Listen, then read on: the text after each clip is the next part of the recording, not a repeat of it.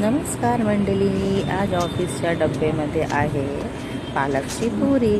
तीच बनवून कंटाळा आला होता म्हणून आज पालकची पुरी केली होती.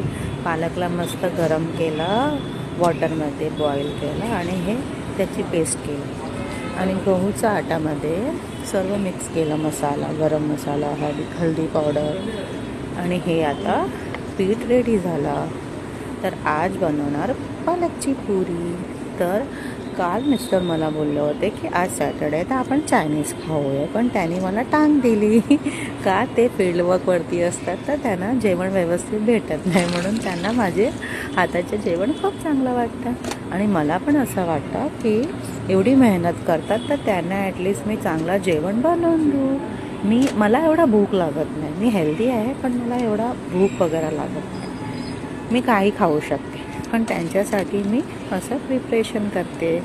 तर हे बघा, हे डो तयार केला, आता ह्याची लहान लहान पुरी करणार. तर मला असं वाटलं पुरी बरोबर दही वगैरे खाणार ते, तर बोलले नाही मला तर आलूची सुक्की भाजी पाहिजे. आता ऑलरेडी मला नेहमीच उशीर होतो, का मी उशीर होते, माझी झोप नाही होत म्हणून.